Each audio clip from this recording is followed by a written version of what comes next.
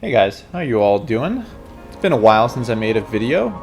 I'm gonna go ahead and skip the part where I tell you what I've been up to because honestly, you clicked on a video to talk about Elden Ring, so I'm not gonna tell you about all the other games I've been playing. I just haven't been playing that much Elden Ring in general until very recently. Just picked it back up. Been doing a lot of seamless co-op invasions. A lot of people that I know and talk to about Elden Ring, even actually just my IRL friends who are just occasionally play a Souls game. Just absolutely everybody I know practically is freaked out about Elden Ring Nightreign. And I'm a little bit let's calm down there a second. So there's a range of freakouts. There's some people who are this looks mid, and I kind of agree. It doesn't really inspire anything in me when I see the trailer. There's also people who are just wow, I can't believe FromSoft is stooped to this level. And let's calm down here and put some perspective into things, right? First off, FromSoft is a company that makes video games, right? FromSoft is not an art house studio who only makes I don't know, as some people on the internet would call it, Kino, right? They make video games, and they've been kind of making the same video game for the last decade and a half, practically. And we love that video game, right? A lot of people who I talk to refer to every single new Souls game as Demon Souls 5 or 6. I think this would have been Demon Souls 8. And it's not really Demon Souls 8, and I'm very okay with that. I think we could take a break from it. And they've also been branching out a little bit more from just the basic Demon Souls structure of the littlest guy you know fights the biggest bads in the world, and everything's kind of depressing and sad. Armored Core is a little bit that, but they change up the formula enough so it's not Demon Souls 8. And FromSoft for a while now has talked about how they are gonna try different things and want to get more things right. And one of the things that they've talked about for a long time is the Chalice dungeons being kind of a not quite a failure, but really not what they wanted in Bloodborne. And Nightreign just seems like them taking another crack at it, which I'm pretty interested to see what they come up with. People in our circle, I guess, if you're watching this video, because clearly, if you're watching this video, I feel like you care to some degree about invasions. And the fact that they've basically all but confirmed there won't be an invasion system in Nightreign has some people freaking out. I'm, again, not very pressed about it, because we get these spin-offs without invasions all the time. Invasions are a part of the Souls-like formula that FromSoft likes to do, but it's not like FromSoft is the invasion company. Every game must have an invasion system in it. Is just not something that they do. We've had I guess now that I think about it, every time we do a non-Souls game, it never has invasions. Derasine, obviously not. Sekiro didn't have an invasion system. What was the other one? Armored Core. Armored Core had PvP, but it was it all took place in an arena. No invasions there either. So it's not that surprising to me that a roguelike kind of game is not going to have an invasion system either.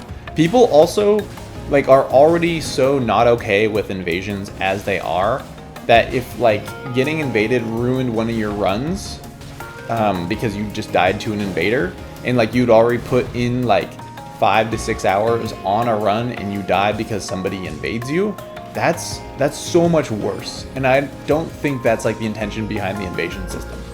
Invasions are there to kind of halt progress a little bit, but they're these fleeting interactions where you're just all right, you halted the last 10 minutes of my progress, and now I get pushed back a little bit. But losing a run to getting invaded would absolutely suck. And honestly, as an invader, I'm not that interested in really griefing someone or really wasting their time. Even among roguelike players, there's this animosity towards really hard random encounters, even though that's kind of the point of a lot of roguelikes, is that you randomly encounter something much more difficult than maybe you were expecting, and that kind of changes the way that you form that run, right? I've been playing a lot of Slay of the Spire, and this happens very frequently, right? But if you were to get invaded and you had a really good run going, and it's been going for like even just like an hour already, it would just be such a huge waste of your time if you lost that run because you were invaded, and you know, and even if that invader doesn't win but just like drains enough of your resources so that like that run is toast, that's not a fun experience whatsoever. I just don't see an invasion mechanic working with a like roguelike co-op kind of game in the first place unless there were like legitimate save points that are frequent enough that like getting invaded and losing doesn't like erase hours of progress.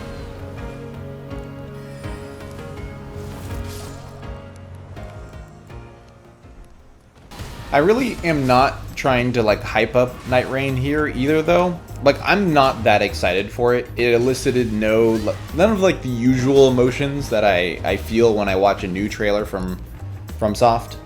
It just didn't do a lot for me. And that's, I think, like kind of how everyone else felt across the board. Nobody's that excited for it, and I can definitely see why. I think the flipped assets discussion is interesting, because if this was like a mainline FromSoft game, I would be like, okay, it's really weird that you've just like full-blown copied and pasted the Nameless King, which we all saw in the trailer, and it really looks like they haven't changed much of his aesthetics either.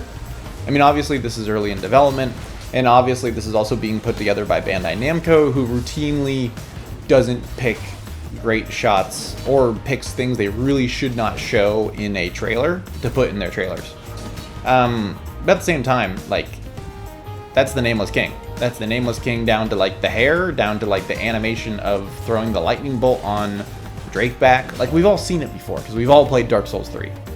Someone also mentioned that there's shots of like the centipede demon, and they were like upset about that too. And normally I would be like, that's really strange to put in a mainline Souls-like game from Software. But this is kind of a roguelike.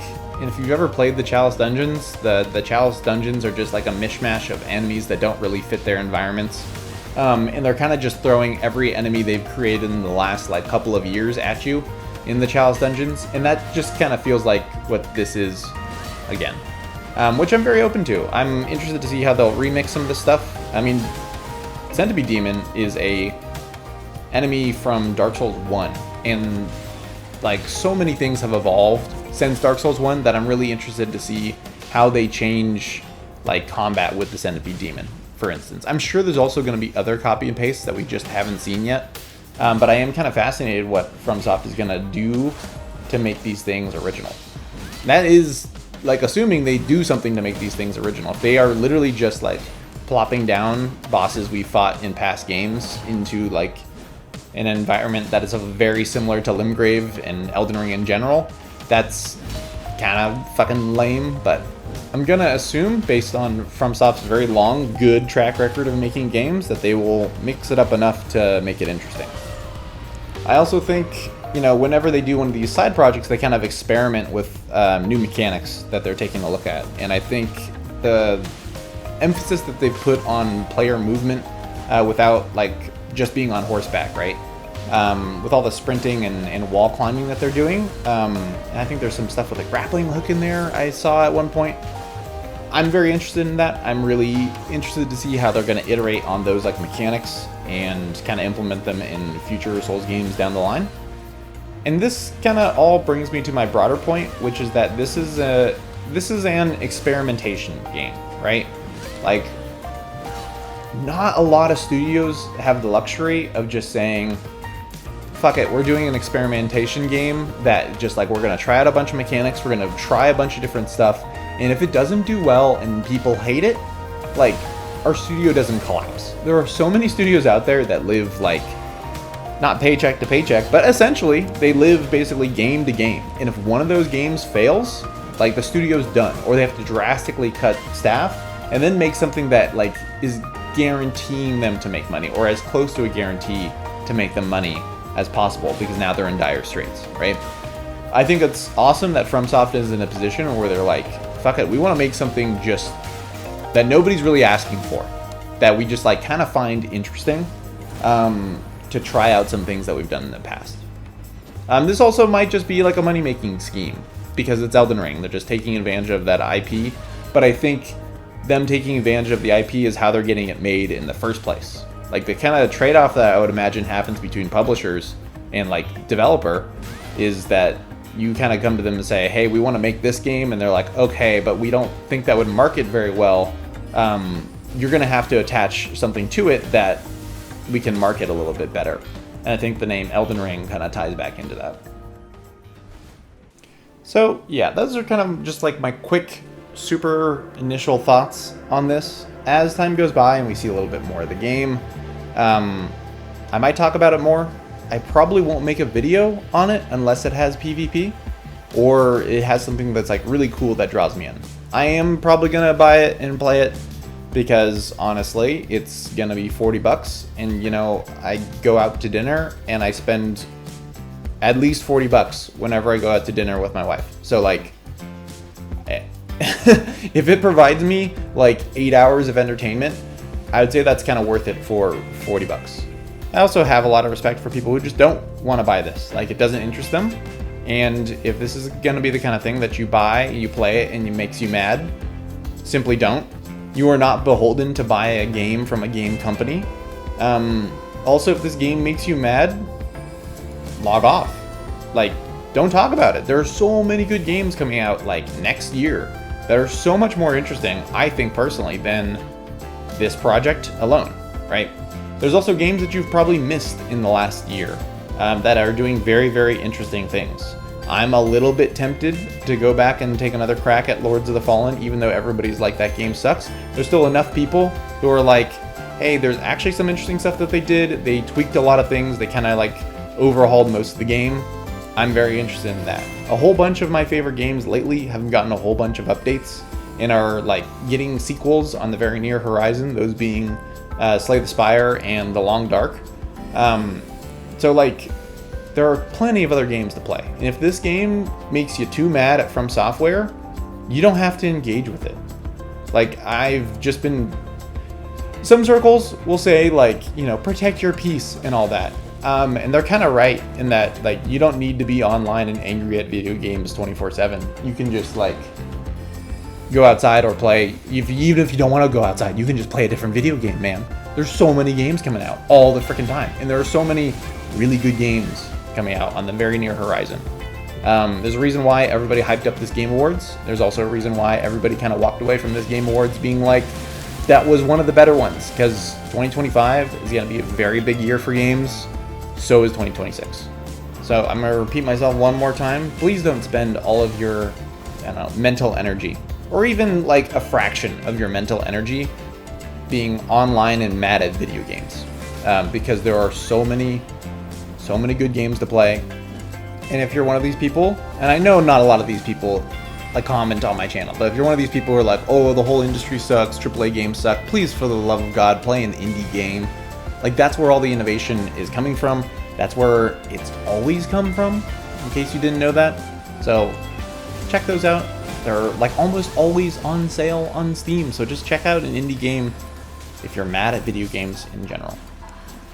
Anyways, as for what's happening with this channel, I don't really have any plans. As I play more Elden Ring again, I'll probably start making videos. Been having some fun coming back to it, playing Seamless Co-op, as like Seamless Co-op seems to be like the best way to play the game at the moment. So I'll probably continue to do that. Anyways, that's all from me, guys. I'll see you in the next one.